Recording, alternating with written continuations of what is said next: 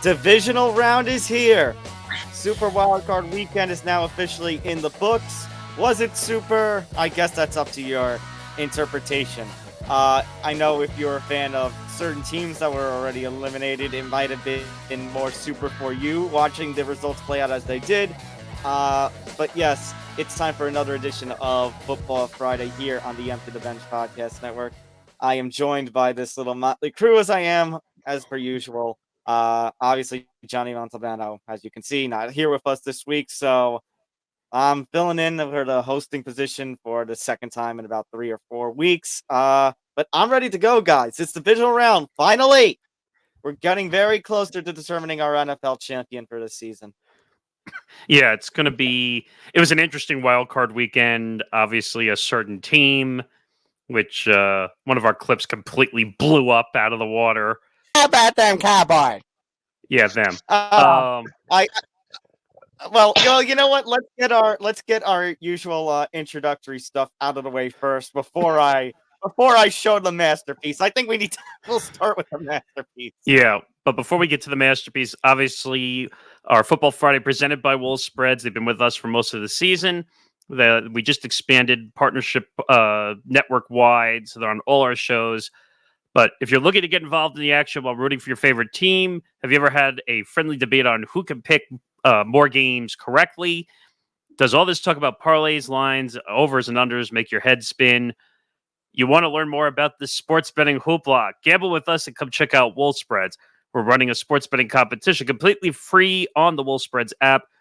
Here's how it works. Everybody gets 2,000 fantasy dollars. That's fake money to bet on NFL games with whoever can profit with their 2K bankroll wins. And if you're not an NFL fan, don't worry. Wolf Spreads has competitions available for the NBA, MLB, NHL, and college football and basketball. Put fantasy dollars on the over-under, the money line, or the spread, competing for bragging rights with your fellow players while having additional fun watching sports and not risk losing your house in the process. Wolf Spread, sports betting for friends who love the action. Now, I guarantee you a lot of us didn't make a lot of action over the wild card weekend. No, not really. So, I mean, there was quite a few split decisions in last week when it comes to our standings. I mean, there was a split decision, obviously, in the Texans-Browns game, which the Texans ended up winning. A bunch of us kind of called on the Eagles and their little, well, let's just be very brutal with them. Where is it again?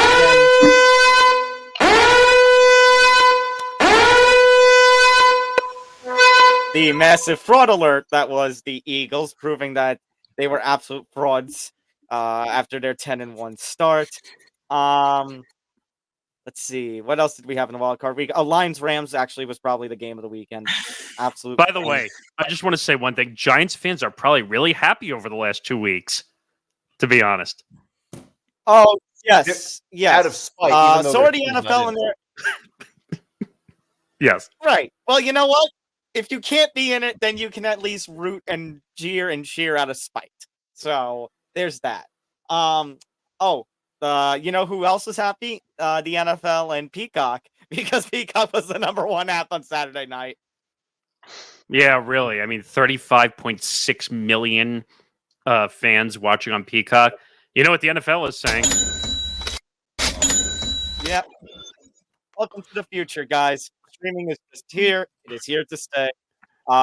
Bills Mafia ends up pulling off a very decent performance against Pittsburgh, and now they get to host the Chiefs for a home game. We'll get to that in a second, but first, I think for the remaining wild card game that I have failed to brought up, I think it can just be summed up in one small 15-ish second video.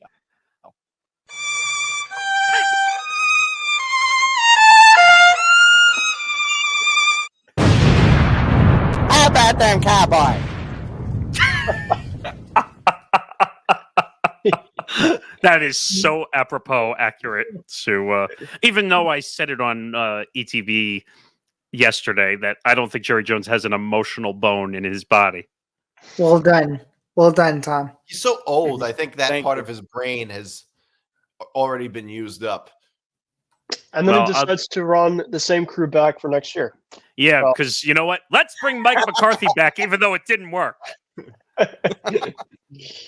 How about the Cowboys? Typical Cowboys. You know, I have a joke about Jerry Jones and his emotions feeling there, but you know what? I don't want us getting canceled, so I'm not going to go there. But you know what, though? That clip of you making that impression of him is blown up on our Facebook page where people are saying, well, you look like a dummy for picking the Packers. Yeah, that's an hour or 3 hours after just from today of us recording. How about making that pick like we do for Football Friday and telling us what your actual pick was? Because look, we knew the Cowboys were going to choke. I don't think any of us expected it was going to be to the Packers, which, by the way, first time since the NFL expanded the playoff format to 7 teams in each conference a couple of years ago. First time a 7 seed has beaten 2. Yeah, that was incredible. Yep. You know what? I'm happy for the Packers, and now I'm eating crow because of it, because Jordan Love is actually playing good football. And I admitted it. I said Jordan Love is playing good football, and all the pieces fell right. But can they do it again? That's the big test. Well, at least they already passed the test. They proved that they can do it, and everybody doubted it. And even if they don't, ultimately they're playing with house money. It's a good point. And they're playing the team that is the best in the NFC, arguably the best in the league. I mean, it would have to be really, really bad for the Packers to not end on a high note. Like, it would still be good even if they lose. Tough to beat the Niners, I'll give you that. It's tough to beat the Niners, but they don't have to. That's the thing. They don't have to. Yeah. I think it's just... Yeah, maybe a month ago, people were talking about how Jordan Love sucks and all that stuff. Like,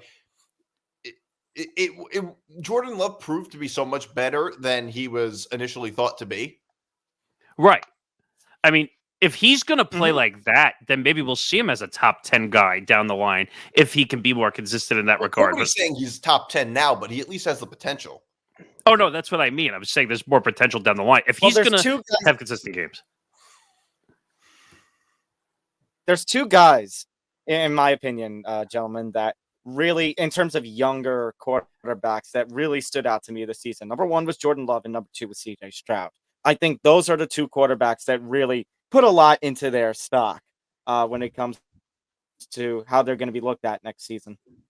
Well, I got another one too, and it's a guy specifically I think a lot of people, put off is Baker Mayfield. I mean, Baker Mayfield, guys, remember a couple years ago with Cleveland. I mean, he was in I believe a championship game or division round in Arrowhead, where he essentially was really, really good there.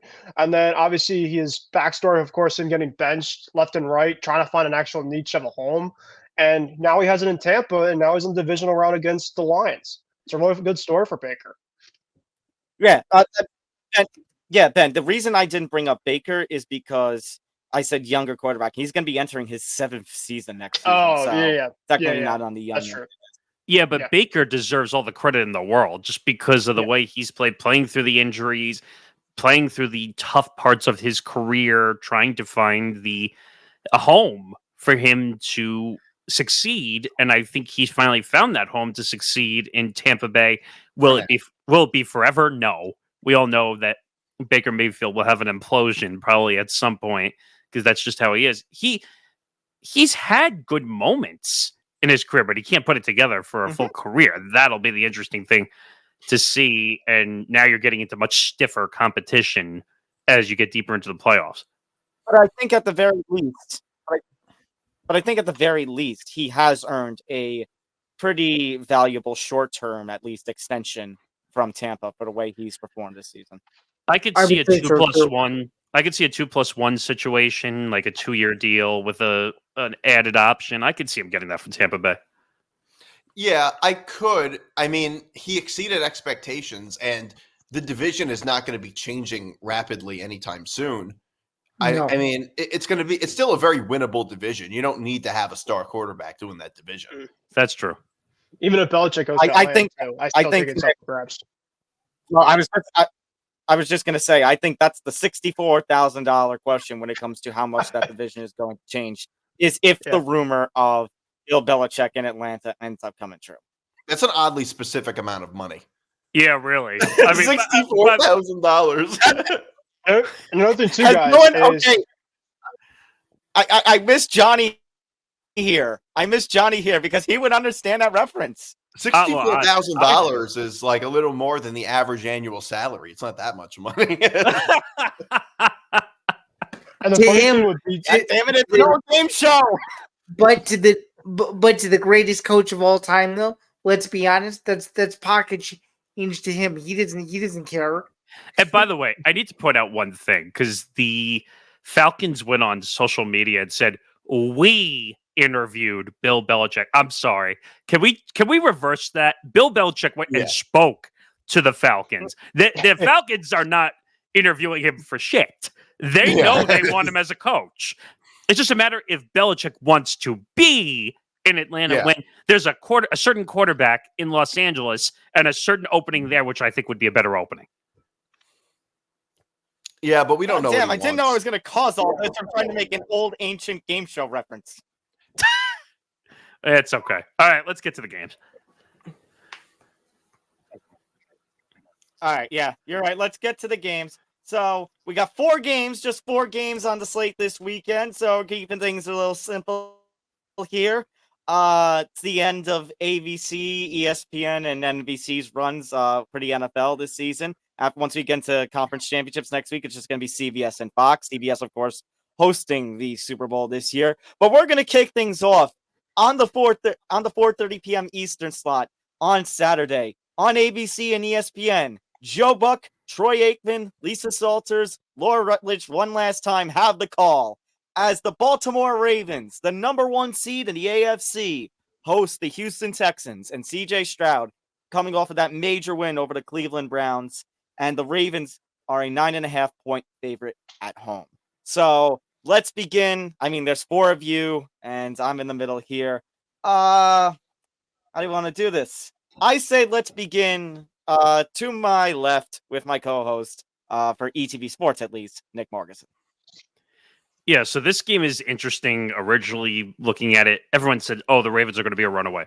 I don't see them as a runaway. I think that CJ Stroud played way better in his first playoff game than anybody ever thought he was going to play. No one, I didn't think they were going to blow out the Browns, but they did, and I took them as a plus favorite last week. They just look healthy. That was the big issue with them now, that they were not healthy. They needed everything back, their pieces back together. It finally happened. Now, the Ravens are a juggernaut. That they're running into a big juggernaut at a team that plays well at home. I don't think they win, but I will take plus 9.5. That is a big number in the playoffs. I think the Texans will make this competitive, but the Ravens will win. So Texans plus 9.5, Ravens win. Nick Morgasen, I'm going to join you on that train. Now, listen, I think, and I mentioned this on ETB Sports, our most recent episode. By the way, go check that out. Cheap plug.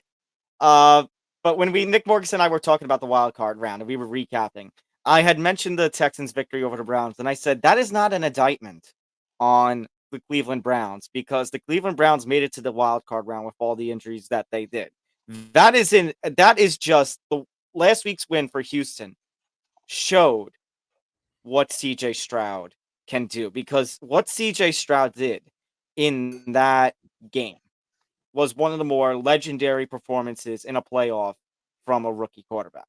Like, it was unbelievable. And CJ Stroud, as I said, has really shown that he has what it takes to potentially be a top 10 quarterback in next season. Obviously, there's going to be a lot of pressure on him, but just think about how, his team played, and they were missing one of their guys in Tank Dell. Now, Nico Collins obviously had a near 100-yard game. But if you had just had a couple more pieces here and there, about how much even better more Houston can go over the top. So, got to give credit where credit's due. Baltimore, though, I mean, you're talking about Lamar Jackson, an MVP candidate, and you're talking about an offense that I think after a couple of years of failing to hit their potential has really hit it this season, to the point where, like I mentioned, they're the number 1 seed. They're the top team in the AFC. Now, I'm going to see a little bit of information that Nick DiMartino and Liam Barwick were talking on, moving with the goalpost that you'll hear tonight. The last time the Ravens were this much of a favorite at home during the playoffs, they lost pretty badly. And I think the Ravens defense of this season is a little bit of a downgrade from the past couple of seasons. So I'm with you, Nick. I think that the Ravens are going to win this game. They are one of the better teams, arguably, maybe even considering their Christmas Day win over the 49ers, the best team in the NFL right now. But I think the Texans are going to put up a hell of a fight. And I think they're going to cover the 9.5. I think that's going to be a little too much for the Ravens to fully cover. So I'm going to say Ravens win, but I'm going to lay the 9.5 on the Texans. Go over to Nick DiMartino now. Oh, okay. I totally agree. The Texans right now are a very hot team. Not only were they able to put up 48 points in that win against the Browns, they did it only throwing the ball 21 times. So it's not even like they had to like air it out and go to and take crazy risks. I mean, they did it just by controlling possession. So to me, like CJ Stroud played a great game, but they also weren't overly reliant on CJ Stroud either, which I think is also a very good sign for the Texans. I think they could keep it close against any team. I have no reason to believe that. Like, obviously, I think the Ravens will win outright, but I don't have any reason to believe that they would win by more than a touchdown. I think this line is too big. This does not look like a 2-score game to me. The Ravens right now look like a very hot team, but they often cool down a lot in the playoffs. I think the Texans right now are as good as anybody. So I don't trust a 9.5 point spread. So I'm going with the Texans. Yeah, I'm on you guys' train too. I've been really thinking about this line for the last couple of days, and if it was like a -7, even a -3, I'd probably take the cover with the Ravens. But this is a line enough where I think with the way that the Texans have been playing the last couple of weeks, and the way that CJ Stroud's been really airing it out, and like Nick was mentioning, they only threw it for 21 times. They've been getting their guys involved specifically offensively. That's not Tank Dell. Guys like Dalton Schultz, guys like Devin Singletary, they've been able to essentially use the offense without essentially their most explosive receiver, which is absolutely incredible. Another thing, too, is for the Texans is they've been able to get some turnovers the last couple of weeks. Got 2 pick-6s last week, and if they're going to have any chance to make an upset here against the Ravens, that's what they have to do is they have to cause some turnovers, which I think could happen. But the thing about the Ravens is they've been probably the best team in the AFC for a while, and the rich gets richer. They do plan to also get Mark Andrews this week as well, too, because, you add him into that mix with Isaiah Likely, who's obviously been balling at the tight end in the last couple of weeks. You have Zay Flowers, you have Odell Beckham. It's just too much to take, but I do think that the Texans make it close. It's going to be a really good one, and I'm going to lay the +9.5 of the Texans to take the points. All right, Zan, are we going to be all across the board here? You guys are all wrong. The Ravens, the Ravens were the best team in football. They've been in a wagon for the last month and a half of the season. They beat who was going to be their eventual Super Bowl opponent a few weeks ago. This team to me is the best team in football, even though they haven't played in a couple weeks and there's no signs of slowing down. I think even though CJ Stroud's run has been great, he's had a wonderful rookie season. They have a lot of nice pieces. They have a great future to look forward to. The Ravens are a team of destiny. I think that they're motivated enough to go to the AFC Championship game and go to the Super Bowl. And to be quite honest, they have an MVP caliber quarterback. So I'm gonna actually go against you guys and say that the Ravens easily cover this 9.5 point spread and win by at least 17 points. I think that home field advantage is going to play a big factor here, and I think that Houston is simply too young and doesn't have enough playoff experience to where I think that they could hang with Baltimore, but in a couple of years, maybe. So with all that being said, give me the Ravens -9.5 to cover at home and easily advance to the AFC Championship next week at M&T Bank Stadium. So give me Baltimore. We said the same thing last week. That's the only thing. I was just gonna say you were the lone wolf on the Eagles last week. How'd that turn out? Oh, I know. Well, he's trying to get his revenge. That's all. Yeah, I know. And Revenge. Hey, keep in mind, It's ballsy, take though. it from the same person that went 6-1 in a 700+ hour profit a week ago. I think I know a little bit. all right, So- fair enough. Fair enough. By the way, Ben, shout out to you for mentioning all the different pieces that are around Houston, because I remember you brought up Devin Singletary. I know Nick Morgasen on our most recent ETV Sports. You were going off about Devin Singletary. I mean, the success he showed over in Buffalo, and that has translated well over in Houston. Yeah. No, he's done a really good job over there. What I was going at is, if you look at the NFL this year from this perspective, the running backs were playing the slot more often this year than most running backs over the last decade. It seems like they were all using two options. So he can catch passes. Obviously, we know who the best running back to second option is. That's obviously McCaffrey, who we'll talk about. But Singletary's not that far behind. By the way, for the picks for Paul Lombardi and Johnny Montalbano. So Paul Lombardi is joining on the majority train. He says the Ravens win, but the Texans will cover in the 9.5. Johnny has only given me the odds here. So like he put Texans 9.5, but he did not clarify if that's Texans plus 9.5 and the Ravens win, or if Johnny has gone crazy and is going to go for a full upset. If I had to guess, I think he's riding with us. I do, because he's talked highly all year about the Ravens. So I'd be shocked if he went against. I would be shocked. I think he's taking Texans plus 9.5. At least that's what I see in our chat. No, I'm saying he's going with the odds. Like he's given us the spread, but he hasn't given us the true winner. If it's Texans 9.5 completely, or if it's because like he has Packers plus 9.5 against the 49ers, and I would be shocked if Johnny win with that kind of upset as well. I would be shocked if Johnny eliminated both number one seeds in this round. We'll see. All right, so that's that game. Moving on now to our next game in the Saturday slots at 8:15 p.m. Eastern on Fox. Kevin Burkhardt, Greg Olson, Aaron Andrews, Tom Rinaldi as the Green Bay Packers, coming off their major victory in Dallas against them Cowboys, traveling over now to San Francisco to take on the top seed in the NFC, the San Francisco 49ers. And the Niners, 9.5 point favorite at home. Let's see. I think for this one, we're going to start with now over to my right with Nick DiMartino. All right, so I feel very similarly about this game as I do about the Ravens. The Packers also really proved themselves.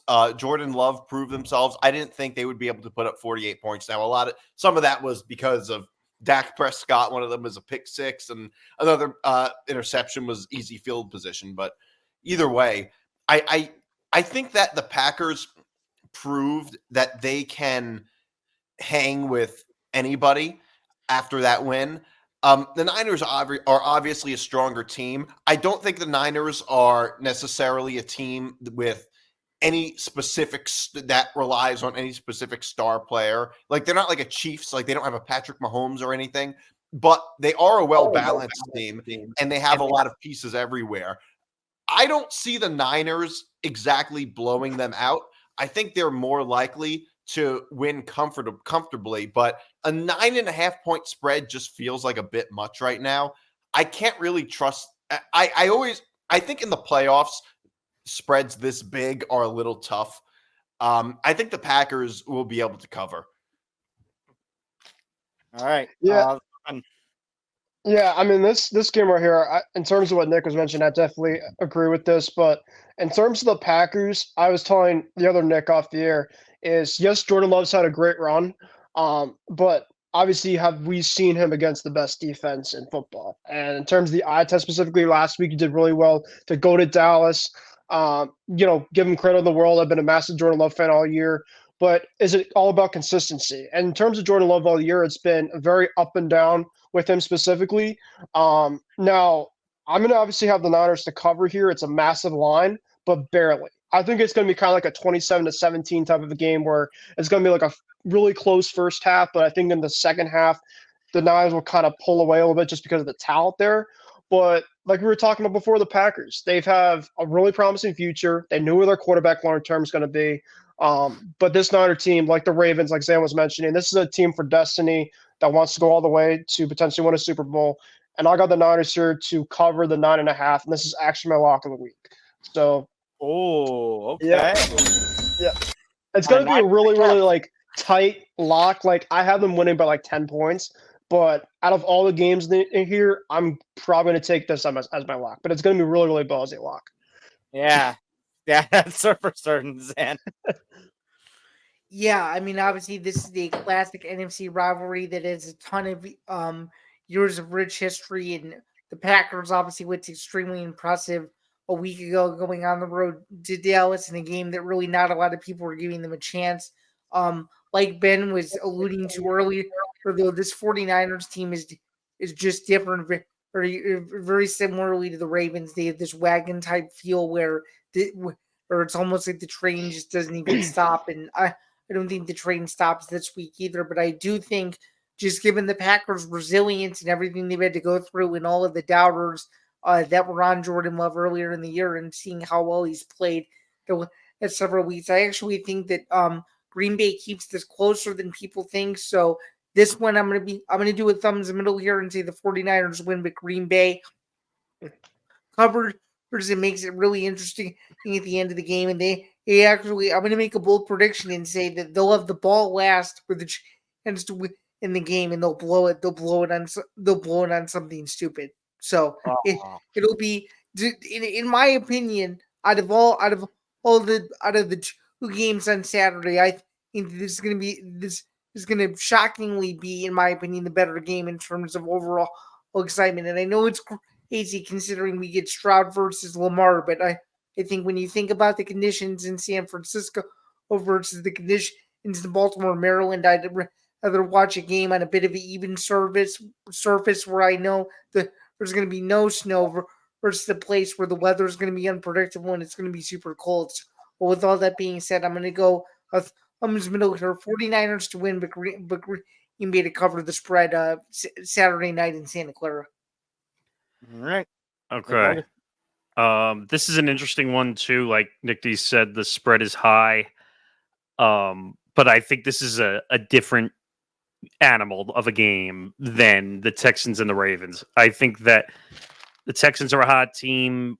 The Packers are playing good football, but I wouldn't call them a hot team because they were never really an up streak team all year. The Texans were playing good football on and off all year. They just had to put it together and be healthy. I like the Niners. I would have to disagree with you on the Packers. I think their last 6 games were the best stretch of the season, starting at Thanksgiving. No, I get that, but I just think the Texans put together a better team, and eventually they just needed to be healthy. The Packers balancing, right? The balancing was an issue, and like as Ben and I were talking about before we got on here, like the Packers can be really good for 2 weeks and then be really off, like in that third week or that second week in a row. Like you're not going to get consistency from Jordan Love. At least right now, you're not going to. And I think the injuries are too much. I think the Niners have too many weapons.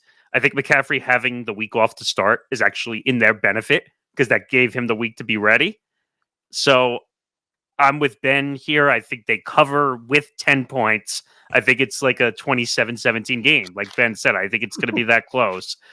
So I'm going to take them to cover barely. And I think, Nick, what you said was correct in that sense that it's tough to put them as a downer, even if they lose this game, because no one expected the Packers to go this far to begin with Jordan Love.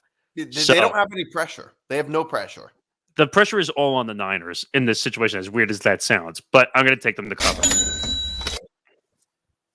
Right. I mean, to invoke a little bit of Giants positivity here reminds me of last year when the Giants upset the Vikings in the wild card round and they ended up playing the Eagles. And we said they were playing with house money at that point. And that's the exact scenario, as you just alluded to, Nick, that the Packers are in. They're playing with house money. If whatever they get now is a bonus, especially if they play a competitive game against the top team in the NFC. Now, obviously, you talk, and I should have mentioned this when we talked about the Ravens game. The Ravens and 49ers were on the bye, and we've debated about if the bye can help or the bye can hurt. Obviously, last year with the Chiefs and Eagles, it helped. But here's what I'm going to say about the 49ers. Yes, I know the Lions are on an incredible hot streak. So many positives that have happened in this season. And now Lions and Buccaneers both one game away from the NFC Championship. We'll talk about that. Lions, Buccaneers, and Packers have had some incredible, unexpected runs. But given the level of talent on all four of the remaining NFC teams, and we talk about how the one seeds, how sometimes it can be a struggle. There should be no excuse now that the 49ers don't get to the Super Bowl on the NFC side. I don't think there really should be any sort of excuse. I think they're just that much better. I think the Packers and Jordan Love, given all that Jordan Love has done to show what his value is in the NFL, I think that is going to be a very competitive game, but I'm going to go along with the majority here. I think it's a competitive game, but I think the 49ers just have too much talent that even a big 9.5 point spread will be something that they can cover. Maybe a barely cover. Even if it's not 10 points, I might go a little higher, guys, 11, 12, 13 points. But nevertheless, I think the Packers are going to put up a hell of an effort, but I think in the second half, the 49ers are just going to be able to get away. Or that the 49ers, if they manage to land a couple of bombs very early to the likes of Ayuk and to the likes of Deebo Samuel, or if Christian McCaffrey goes off, if the 49ers can get out to a hot start, I think the Packers still have an ability to make it a fight and to come back, but they would fall short. So I think that's my biggest worry is that like towards the end of the game, they might end up scoring, making the score a little bigger. Making their lead a little bigger. It does scare me a little bit. I know. So that's why I'm going to say the 49ers do cover here. I'm going to take the money, and the 49ers advance to the NFC title. Let me just give me a second right here, gentlemen, so that way I can have a look at Johnny and Paul's picks. Paul going with the 9.5 on the 49ers. He is taking the money. And Johnny, as I kind of alluded to a little bit earlier when I mentioned my confusion, he is laying the 9.5 plus on the Packers, but I believe he's going to go with the 49ers. When kind of like what Ben said with the Ravens, we've talked about the Ravens and Niners so much this season. We've sung their praise out. They are the legitimate two top teams in the NFL. That I'd be shocked if he was going upset here. Yeah, I doubt it. All right, moving on now to the really quickly, Tom. This game also, the Packers-Niners game feels like a backdoor cover feel as well, potentially. Oh, it's true. I didn't think about that. Yeah, I am a little nervous about that. But I'm very interesting to see how these two, our thoughts on these two Sunday matchups. And it begins over at the 3 p.m. Eastern, noon Pacific window on NBC, the final NBC broadcast of the season for the NFL. Mike Tirico, Chris Collinsworth, and Melissa Stark one last time as the Detroit Lions host yet another home playoff game thanks to the loss in Dallas, as the Lions host the Tampa Bay Buccaneers, as I alluded to earlier. The Lions a 6.5 point favorite. Let's keep going with our clockwise order. Ben Kruse, start us off. So this is going to be a really interesting one. Probably the most interesting game of the weekend because you got two quarterbacks that have a lot of little postseason experience. I know Jared Goff obviously was in the Super Bowl with the Rams. Baker Mayfield obviously was in AFC, division game, I believe, at Arrowhead. But, you have two teams. You obviously have the Lions that are coming in off of their first playoff win in forever. You got the Bucs, obviously, that absolutely blow the doors off of the Eagles. So it's like they're both teams are kind of coming in with like a little bit of momentum, to be honest. Now, I'm just curious in terms of who's going to really come to the next step in this game, because I think that both quarterbacks have the potential to be really bad or really good. There's really kind of no in between because both quarterbacks as well, too, are prone to be turnover quarterbacks. But they're also serviceable quarterbacks when they're on as well. So with that being said, I'm actually laying the 6.5 where with the Buccaneers. The Lions to win, but I think it's going to be a really close game because I don't think either team is going to blow a team out. I just think it's going to come down back and forth, kind of similar to that Rams-Lions game actually last week.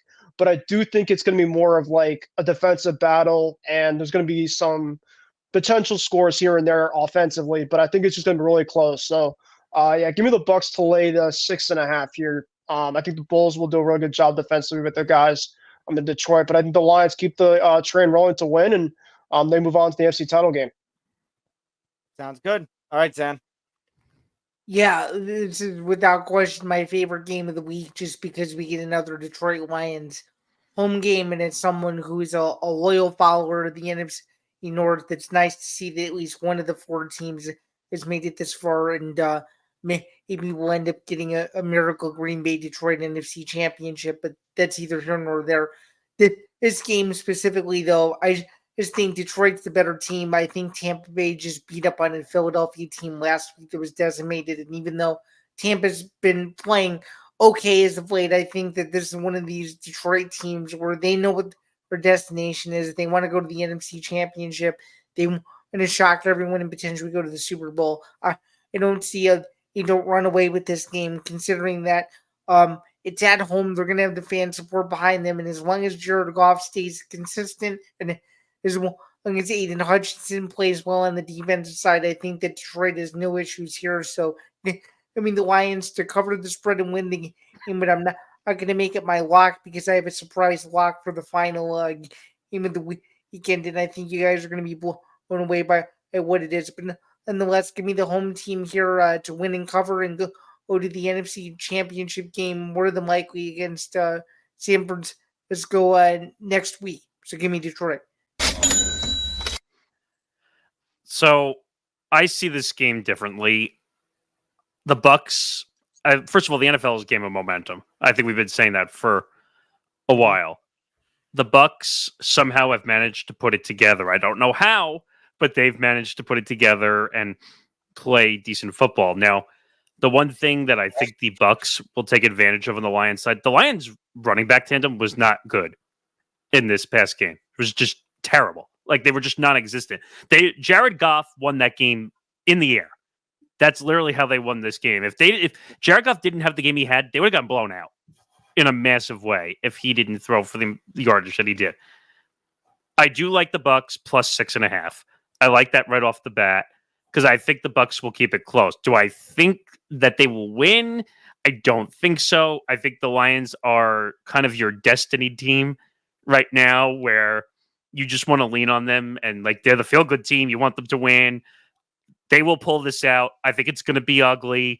I think it's going to come down to the fourth quarter within 2 minutes left in this game. Someone will kick a field goal to win this game. I don't think this is going to be a blast touchdown for touchdown type game, but I like the Bucks plus 6.5. I understand the support for the Bucks, and I have sung the praises of Baker Mayfield in the past, and obviously the Buccaneers still have their very talented wide receiver core in Chris Godwin and Mike Evans. I think the problem with your momentum comment, Nick, is that the Buccaneers almost did not get this kind of momentum. They barely managed to even get into the playoffs as the NFC South champion. They came down to the Week 18 after a couple of disastrous performances a couple of weeks before. But I wouldn't blame the division. The division is a crapshoot to begin with. Right, but my point is they needed to win the division in order to even get here. Now, they definitely proved themselves against the Eagles, but we can't. At the same time, we've been also saying that the Eagles were on massive fraud alert. The Lions have had the momentum. I mean, they've had a couple of downs during the season. Don't get me wrong, but the Lions have had a lot of momentum from the get-go. They played in the very first game of this season and pulled off that massive upset over the Kansas City Chiefs. Now, obviously, the Chiefs, we've also said, have had their ups and downs, but here the Chiefs are in the same round as the Lions are. So I think the Lions are just, as much as the Buccaneers have the talent, as much as Baker has done what he's done, I think the Lions just have the better team. Now, I've been going back and forth on making this my lock, and I don't think I'm going to because, as you kind of alluded to, Nick Morgasen, that there is that little concern that they are going to put up such a fight that it is going to come down to maybe that last quarter. Um, but I still think that the Lions are still much so more the better team than the Buccaneers. So I'm going to take the money on this one. I think the Lions cover at home and they move on to play San Fran in the NFC title game. As long as they end up below it, of course. Nick DiMartino to finish us off. Yeah, I like the Lions. I'm also going to make it my lock of the week. I don't feel good about the lock of the week, but all the lock of the weeks are not good. It's the playoffs. It's supposed to Right, be. it's a hard one, especially when there's only 4 games. Yeah, I think that this is the most lopsided, potentially, of all of them. The Bucks played in a terrible division. They just beat a completely defeated Eagles team. And the Lions, I think, are just far superior on offense. They have a very good pass game. My biggest concern, I do agree, might be their run game. But I think that I don't really buy the whole Bucks hype. I don't really buy it much. I think the Lions have a much better offense. I really just don't see it with the Bucks. And 6.5 is not so big to the point where it feels too difficult to cover. It's only 6.5 points. So I would go with the Lions on this. All right. So now that takes us to the final game, and I would say, honestly, probably the most anticipated game of this weekend. It's going to be on CBS at 6:30 p.m. Eastern. Jim Nantz, Tony Romo, Tracy Wolfson, Jay Feely as the Buffalo Bills play host once again in the NFL playoffs. I mean, once again, face the Kansas City Chiefs with the Bills a 2.5-point favorite. I had to correct myself because we have seen the Bills travel over to Kansas City, but this is the first time in the playoffs. The Chiefs are going to be the visiting team. They're going to have to travel to very cold Buffalo. Yes, we're looking at some very nasty cold conditions once again on Sunday night for Buffalo. So Bills 2.5-point favorite at home. And let's begin with Zan, especially considering that he has teased about his lock for this week with this game. Yeah, so this is obviously, I guess, the new generation's Colts Patriots. As you guys know, that was kind of an annual matchup to look forward to every year. Now we're getting a bit of a modern day version of it with Mahomes versus Josh Allen, of course. And I just think the Bills have been a really nice run this year. They got hot at the right time, especially late November. Mid-December, won the AFC East on a miracle when it looked like Miami was going to run away with it. Beat a Steelers team that backdoored their way into the playoffs because Mason Rudolph was resilient. But you're talking about a Chiefs team that has a potential to really be a dynasty and really establish themselves as the early team, or as the team of this decade, at least so far. We're not even to the halfway point. But they have a chance to win. They have a chance to win 3 titles, which is obviously not an easy feat. This type of streak has not been done since the days of the Patriots 20 years ago. And to me, I just think with all the Bills' turmoil with their franchise's history, I just think Kansas City is their number. It's that simple. I think the NFL wants Chiefs Ravens because they know the ratings are going to be, and so they know that that's almost like the pre Super Bowl on the AFC side to the Super Bowl, if that makes sense. And I just think overall the Chiefs have been playing better football ever since they lost to the Raiders a couple weeks ago. So I love the Chiefs to cover this, and I love the Chiefs to win this game. And that's why I'm making the Kansas City Chiefs my lock of the week to go to the AFC Championship game in Baltimore next Sunday to take on the Ravens for the right to go to the Super Bowl in Las Vegas. I said it, sign, seal with the Chiefs and Chiefs cover. Chiefs go to the AFC Championship game. All right, Stevie Wonder. My point is, let's see, where was I going to lean? Oh, actually, I'm leaning the same way as you, Zan. I have an upset special lock of the week with the Chiefs. Let's go. We love to see it. So I know everyone's saying, "Oh, the Bills are playing better football." And let's give a lot of credit to the Bills because the amount of injuries that the Bills have had to put up with this year and to still be where they Exactly. are is Exactly. an incredible feat. And to be where they are, and also with Josh Allen throwing the amount of picks he has thrown all season. And like you would look at his numbers, you'd be like, how is he a top quarterback with the amount of picks he's thrown all year? Now, his legs have saved the Bills quite a bit, running for massive first downs on 3rd and like 5 or 3rd and 7, managing to steal those first downs. But we're talking about Patrick Mahomes in the playoffs. I said it last week. I said it on our show, Tom. When Patrick Mahomes gets to the playoffs, the dial turns and everything changes. It's like Steph Curry in the playoffs with the Warriors. Not maybe this time for the Warriors, but in that playoff run. They just flip the switch and turn it on. So I got Chiefs upset alert and win overall for the Chiefs. Love to see All right. it. I'm gonna have to go the other way, gentlemen. So the one concern I do have that actually has been brought up, I shouldn't be putting any sort of,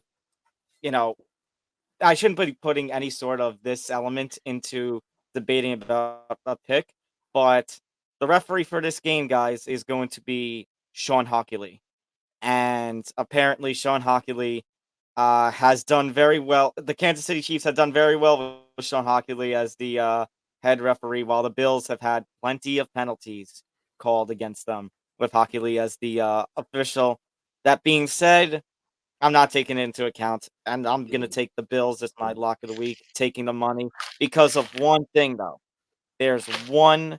What you're saying is true, Zan and Nick, but there's one problem I have with the Chiefs that they have yet to prove. And what happened on Saturday at Miami doesn't count for anything because we've already talked about how Miami couldn't beat any sort of uh, hot streak riding momentum team. I need to see something from the receivers. I need to see something more than just Travis Kelce. The receiving core in Kansas City has not lived up to what they were, and it still baffles me how all of last year, Kansas City managed to do without Tyreek Hill. And now I think this game this last weekend's game against Miami was the first time I could really see anything from the Chiefs receivers. And honestly, keep in mind, guys, the Chiefs in those cold conditions, they didn't even have many touchdowns. I think one was a run by Isaiah Pacheco. Mm-hmm. And then what was the other one? It was early in the first quarter. Oh, Rasheed Rice. Rashid Rice. Yeah. Rashid Rice touchdown. Yeah.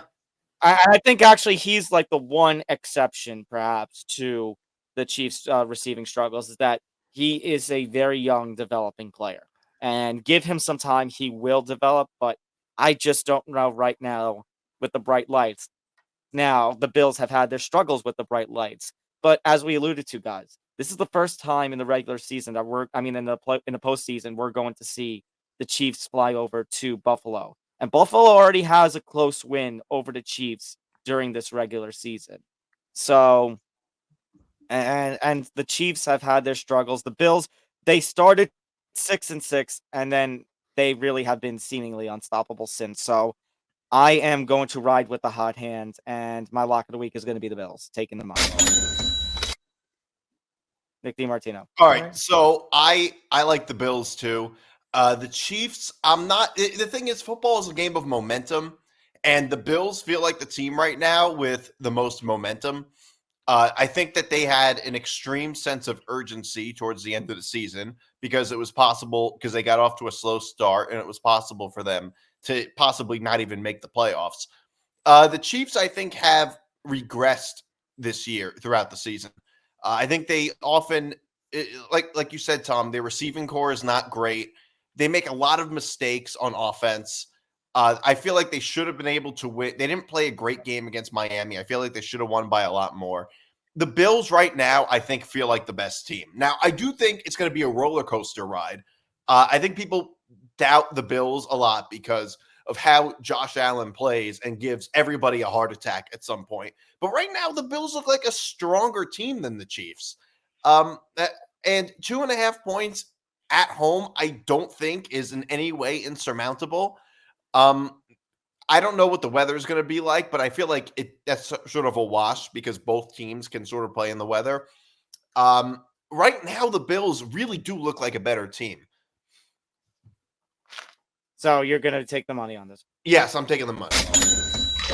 All right. Just for the sake of your question about what the weather is going to be like in Buffalo on Sunday night. So kickoff is about 6:30. It's going to be about 23 degrees in Buffalo at that time. Wow. Wow. That's Is not there- as bad as the -30 though. Is there That's- supposed that to be is snow in true. the? Is there supposed to be snow in the forecast too? Or no? There apparently is not. Humidity that day should be around 80% with about 15-mile-per-hour winds, though. Okay. So if it feels like -30, that means it's -30 because that's all that matters, what it feels like. I feel bad for everyone who was at that game, including the network being there, just trying to have their people stand on the sideline. Like, how If do I you was a talk? Bills fan, if the Jets played in that weather, I would never go to the game. I don't care if it's the Super Bowl. You I am couldn't not pay me. freezing to death. You just to couldn't watch the pay game me in to person. sit in Right. -30 weather. Especially when I could watch it on my couch and it's warm and I can go to the bathroom and I I was just gonna shiver, say that. guys. I mean, I shiver sometimes. Shiver with hate- teeth hate chattering. cold weather. Yeah, just walking around Manhattan. I think going to a football game, And going to a you're football game, might sitting be dead there. for me. You're sitting Well- there. You're not moving. Just the fun fact from that Bills game, because there was so much snow. Did you hear that before the game, the NFL said, stand wherever you want, no assigned seating? Yeah. Yeah, it doesn't surprise me. They literally just said, if you can dig it out, stand wherever you want. But- they literally said F it. The one thing I do have to say, though, is shame on the Bills fans for throwing the snowballs at George Pickens in the end zone, though. Like, that was horrible.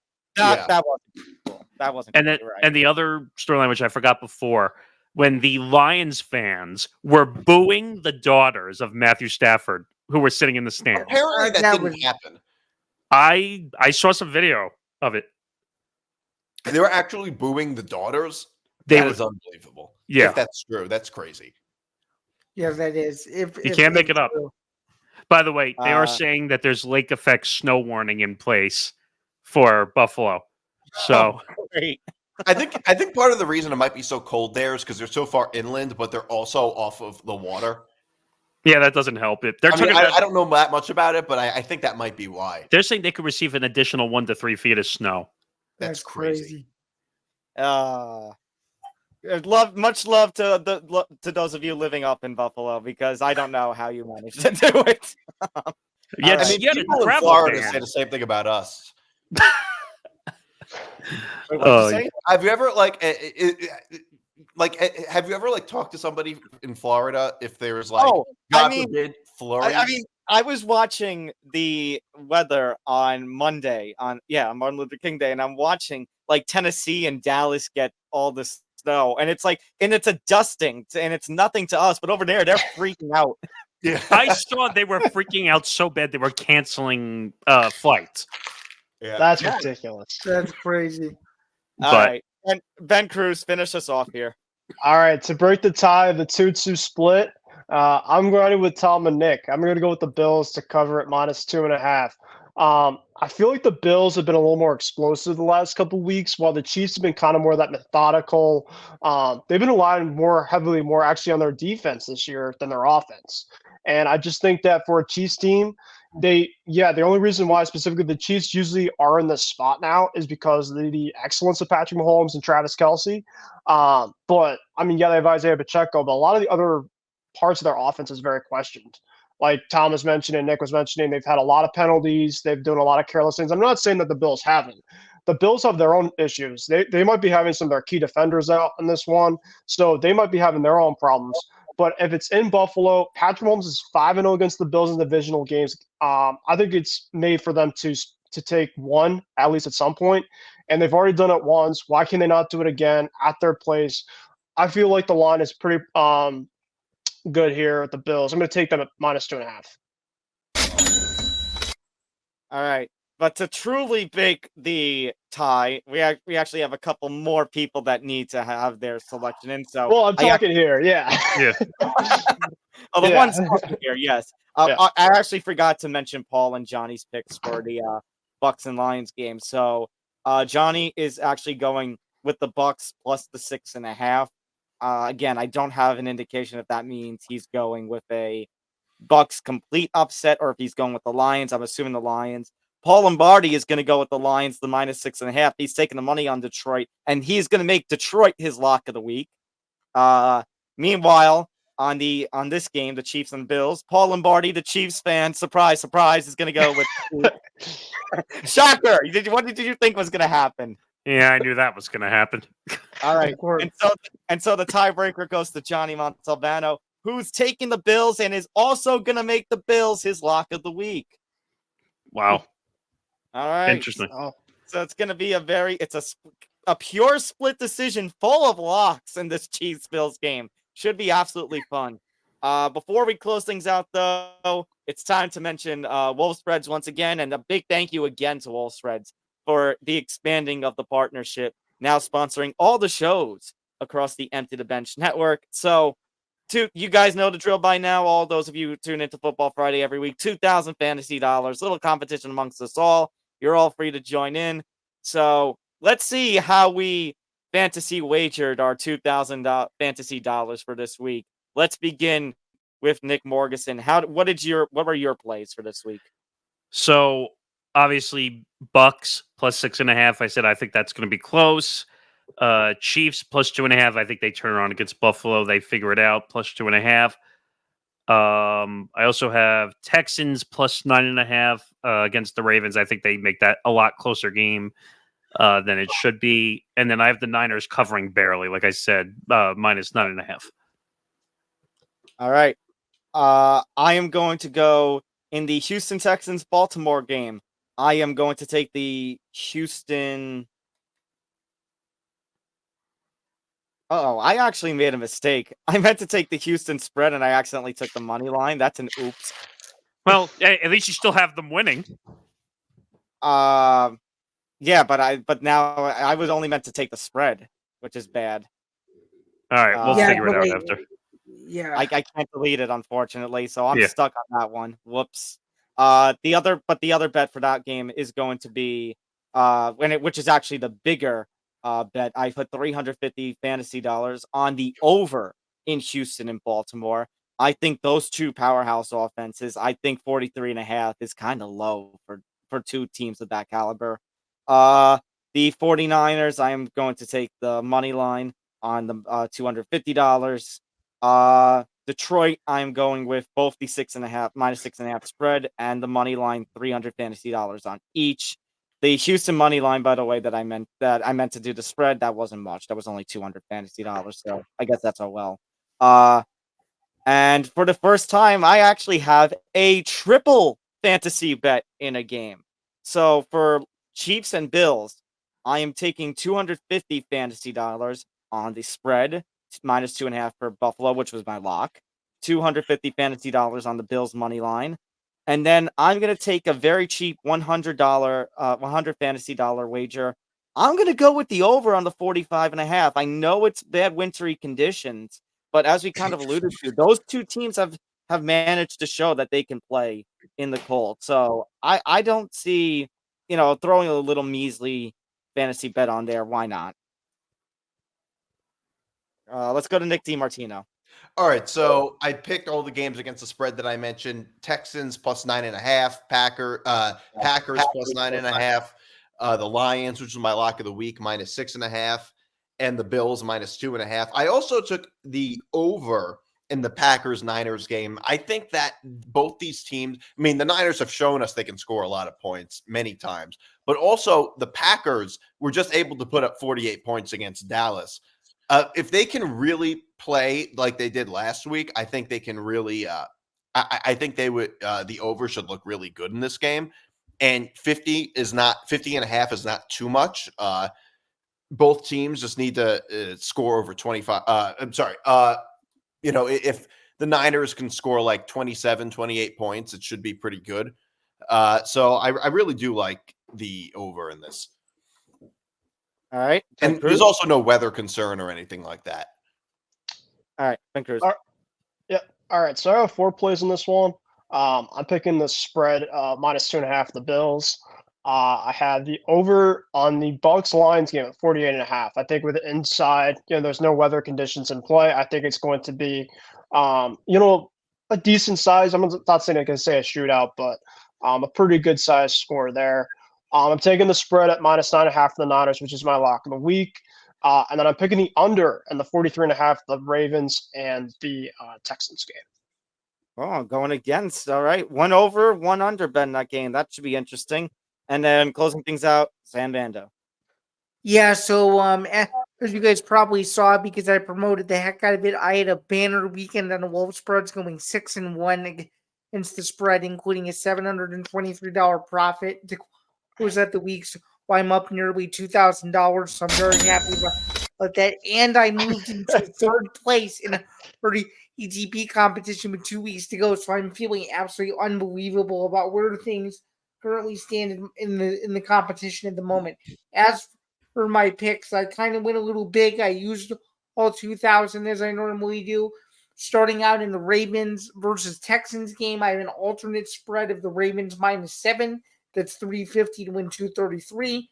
I have an alternate over in the Green Bay San Francisco game. In fact, I have 2 plays for this game. I have the Packers and Niners over 250 to win 167. I have the 49ers money line at -450 and a huge run for not a very good ROI, but I'll take it anyway. 350 to win 78. I have the Detroit Lions, LA Rams Detroit Lions, Tampa Bay Buccaneers under 15.5. That's 350 to win 233. I also have the Detroit Lions to cover an alternate spread of -4.5. That's 300 to win 200. And my final 2 plays of the week are both in the Kansas City Buffalo game. The Chiefs 250 to win 143 in an alternate spread of +5. And then the Chiefs Bills over 44. Or that is another alternate play, 150 to win 100. So there you go.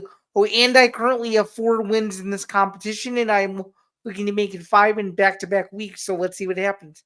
Those are my plays presented by Wolf Spreads for the divisional playoffs in the NFL for 2023.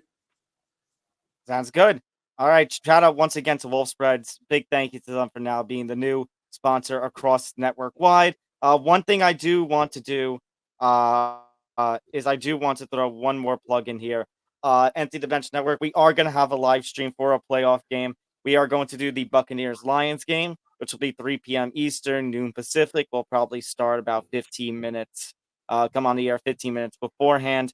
So yeah, that should be a fun watch, and we'll see. One of these 2 teams. I mean, these 2 teams, guys, have had some incredible underdog style, you can say, runs, and one of them is going to be playing in the conference championship game. So it should be fun to see which of these 2 teams is going to accomplish that.